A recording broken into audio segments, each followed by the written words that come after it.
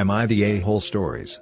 Am I the a-hole for not asking my father-in-law to leave my house after my divorce because my ex-wife no longer has a mom? My ex-wife, 35 female, Kate, and I, 36 male, grew up as next-door neighbors. We, along with our siblings, basically lived at both houses and were parented by the adults at whichever house we happened to be in at the time. My dad died when I was a teenager and her dad became kind of a stand-in dad to me from then on. Kate and I dated throughout high school, took a break to do our own thing in college, but that only lasted 2 years before we got back together. We moved in together and transferred to a larger university to finish our undergrad. We took advantage of summer and winter term courses to speed things up and get a few more degrees faster. Up until the age of 26, when we were both finishing up school, her father supported us financially where we couldn't. He had a very good business and was quite well off. My mom was doing okay, but she had pseudo-retired to Florida by this time and was living with her retired sister. She couldn't help much.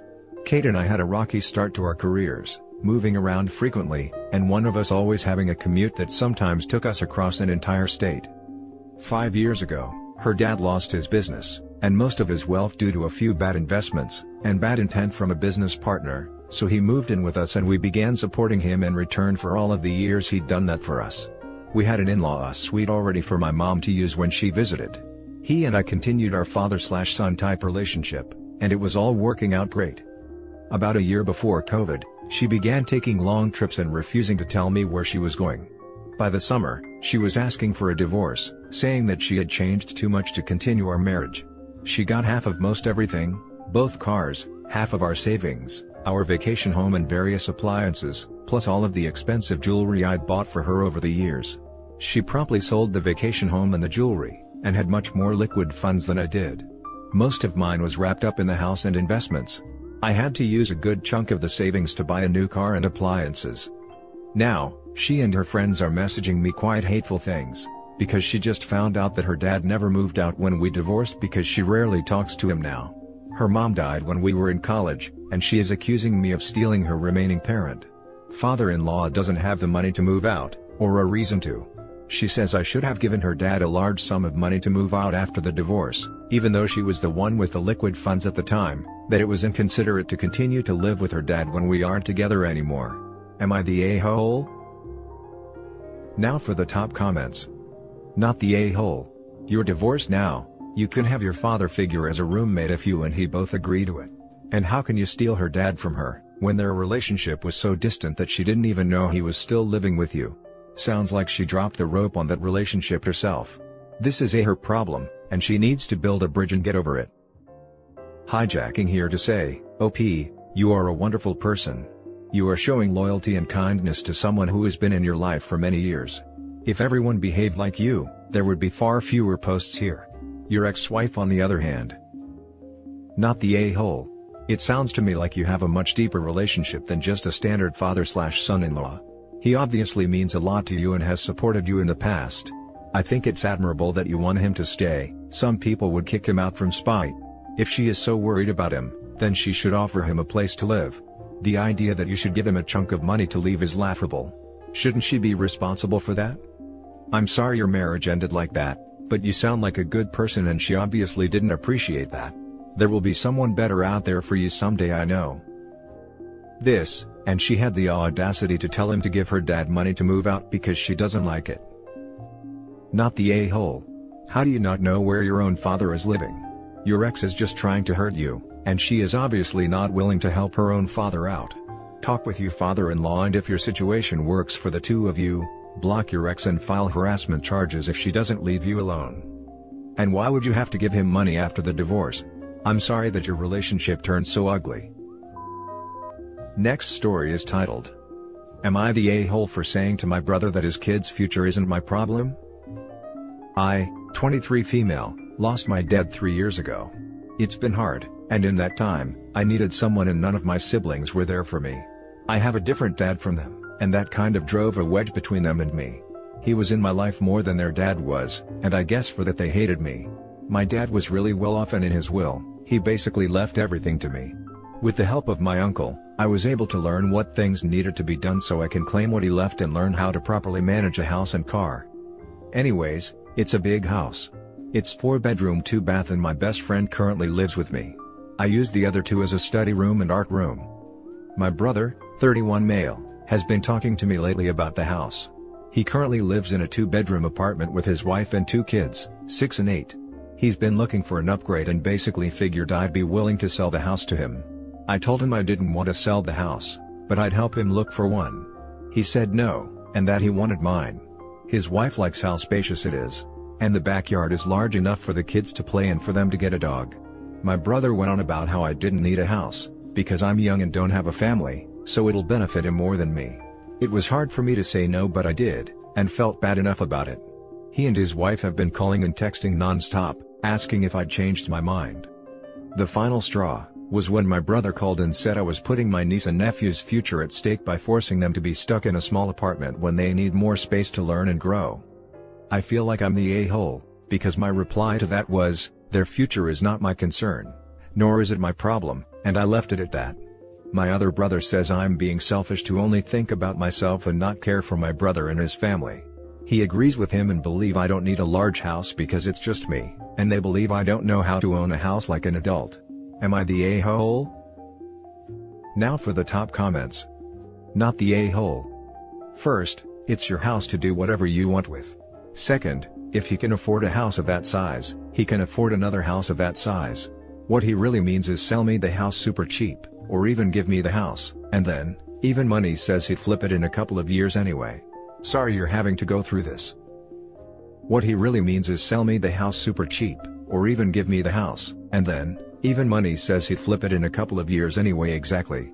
I'd lay odds that there are plenty of 4-bed houses with large yards in the area, but only one whose owner the brother thinks he can badger into letting him have the house for a song, because we're family. Not the a-hole. Their argument is basically give me your house. I want it. If they were willing to pay market rates, they could find a house anywhere, but they don't. I am sure you pay above market rates when you want to take someone's current house. Not the a-hole, and they can screw right off with their ridiculous entitlement. The house is your inheritance, it's your home, and they have no right to make demands, or to try and guilt or manipulate you into selling. The only people not acting like adults in this situation is them. Not to mention, the house probably has huge sentimental value to OP, as it was left to her by her deceased dad. I wouldn't be surprised if OP wanted to live there for the rest of her life, and raise her future kids in it. Edit. Damn. I went to sleep and woke up with so many replies. My PMs are filled with people calling me a liar and a bad sister for putting my friend above my family. For one, I'm not lying. I'd never in 100 years lie about something like this. I was hesitant in posting because of this exact reason. I really can't prove I'm not lying without exposing personal details, so if you can't take my word for it, I'm sorry. And 2, my friend is the closest thing I had to having a sister. She was there for me through thick and thin. I read the comments, and thank you for the tips and suggestions. I'm going to get in contact with my uncle today and talk to him about it, and if needed, I'll find a lawyer. Also, I do realize I could have worded it better and been, so I think I owe him an apology for that much. One more thing, about the questions on why he wanted my house specifically. A lot of things come into play. All around it's in the perfect places, it's close to many places like grocery stores, schools, and close to his job. He did offer me a price once before, but it was less than half of what the house was worth, and I already knew if I accepted it, I'd be a joke. For the next story. Am I the a-hole for telling my stepmom she needed to move out in a few months? Am I the a-hole for telling my stepmom she will have to move in a few months? Hi everyone, this is not a legal question. I have already checked on this with a lawyer, and through my school's legal department, and I'm illegally fine. This is just a moral judgment. My dad married my stepmom 7 years ago. She's not a bad woman, and she's not a gold digger either. She and my dad are legitimately in love. However, my dad doesn't have much time left due to medical issues. He likely won't make it till summer. My dad and I weren't close. He was military, and if he wasn't gone, he was in a horrible mood. My mom was in the picture, but she wasn't a peach either, so I was raised by my grandparents in their home. Neither of my parents could tell you my birthday 3 years ago, to give you an idea of it. I don't hate either of my parents, but I don't really recognize them as my parents either. My dad has been a much better dad to my stepmom's son, which is good, and I'm grateful for that. However, I don't feel a bond with my stepbrother or stepmom either. When my grandma passed, she left me her home in her will, as that was what my grandparents wanted. My dad and his wife moved in with my permission while I was away at school. It was no secret that I intended to move back and live alone in my home, which has caused some conflicts in the past. This past weekend while I was studying, stepmom sent me an email filling me in on debt again, telling me about her COVID layoff, and asking what my plans were after this last semester, so I told her I was returning home, and had a job lined up by an old friend. Stepmother asked if I felt it would be crowded there, and I reminded her that it was my home, so if anyone was uncomfortable, they would need to relocate. Stepmother pushed back a little bit, and I reminded her again the home was mine, and that they needed to be ready to leave by summer's end as this is my last semester, and I wanted to give them plenty of time to relocate. My dad ended up calling me later and tried to guilt me. However, I reminded him that he didn't really raise me, and I was under no obligation to help them as much as I already had. I called his wife after, and told her that after my dad passed, she was gone for what she had just tried to do. The summer deal was off, and I would evict her after 60 days, which is still more than required. I told her my dad chose a military career over his son, and when he wasn't lacing his boots, he was yelling at me or throwing stuff. Stepmother brought her child's education into it because they couldn't afford to live in a good school district when this was over, but I told her neither he or she was my concern. I told my friends about this, and they all thought I was right because of what I've already done for them and what my dad did in the past. They have said the stepmother is just another person in the world, and it sucks for her, but you can't set yourself on fire to keep them warm. What do you guys think? Am I the a-hole? Now for the top comments. Not the a-hole at all. You are so generous for even giving them 60 days, let alone let them live till summer. I'm amazed by the entitlement of your father. It was your grandparents' choice to leave you the house, not your father. Stick to what you are doing and don't look back. They don't deserve you. I promise you if the house had gone to dad, stepmom would have wound up with the house, and OP would be the one looking for a place. Smart grandparents knew what they were doing. Not the a-hole, but I would not have gotten into this in the first place. Once someone's in your home, it's a lot harder to get them out. That, and wear and tear. Anyway, they aren't your relations, and have clearly got it in their head that the house is theirs and you have inconvenienced them by coming home. Good luck. Yeah, I shudder to think of the ways they might try to screw OP over, when they're feeling jaded before the eviction. Not the a-hole. They knew your plans beforehand of returning back to your own home. They were staying at someone else's house, I assume rent-free? You had given them 6 months' notice to find a new place. You don't owe your dad or your stepmom. You deserve your own space and being surrounded by people who have supported you, especially during a hard time when your dad is sick. I'm sorry for what you're experiencing. Now for the last story. Am I the a-hole for knowingly letting my son go bankrupt, and refusing to help? In a predicament with my morals. Perhaps you can help. The story. My son has started a string of unsuccessful businesses, 2 of which I have funded for him. Money isn't an issue for me, due to success selling a large software company 10 years ago. Each time, I have assisted in bailing him out. However, the last time, I told him it would be my last, and that I'd rather he asked me for some business advice and mentorship rather than my money. He started up another company in June of 2020, focusing on a growing sector of the technology industry. But he also ran this business into the ground and refused my mentorship. As expected, he also wanted me to bail him out. This time to the tune of $1.2 million owed to creditors. I have the money, but it's the principle behind it. I held firm on my no. He told me he'd need to file for bankruptcy, and I said so be it. His personal bankruptcy filing had just completed today, and I admit I perhaps wasn't fully aware of the scope of destruction he would see. His family have lost their home and moved into a trailer, lost their cars, many belongings, and he also lost a painting his late mother crafted which is worth around $250,000. Basically, he is ruined, and will be for many years due to the credit hit he will take. Tonight, I learned from his wife that he's gone for emergency counseling due to everything he has lost. I am stuck in guilt over whether I should have bailed him out this time, or stuck with my decision to say no, and knowingly allow my son to dive bomb into ruin for the sake of a few hard life lessons. Was I the a-hole for not bailing him out? Now for the top comments. Not the a-hole. 1. It was his fault, not yours. He even refused your mentorship that could have helped him not run the business into the ground. 2. If you bailed him out again, the process would just continue. 3. You had no idea just how bad his life would turn out. Again, it's his own decisions that led to this. 4.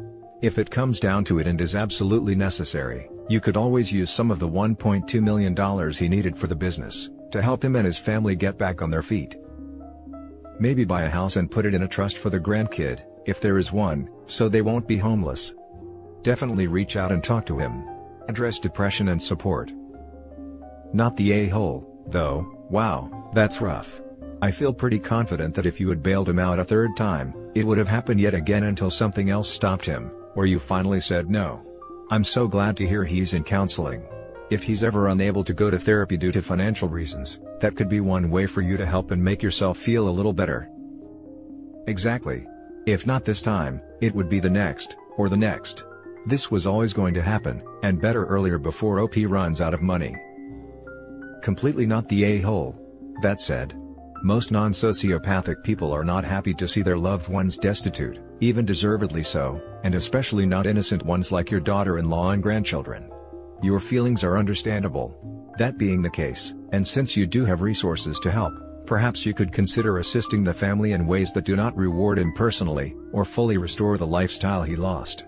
So, you could buy a modest home and let them live there. Do not sign over the deed. Buy a modest car for his wife to use to run the children around, pay school fees, etc. To be clear, you have no obligation here in my opinion. But it is open to you to assist the family in ways that don't undermine the life lesson he's learned. And that's it for this video guys. If you have thoughts to share, leave a comment below. Don't forget to hit like and subscribe if you like this content. I'll catch you in the next one. Good day everyone.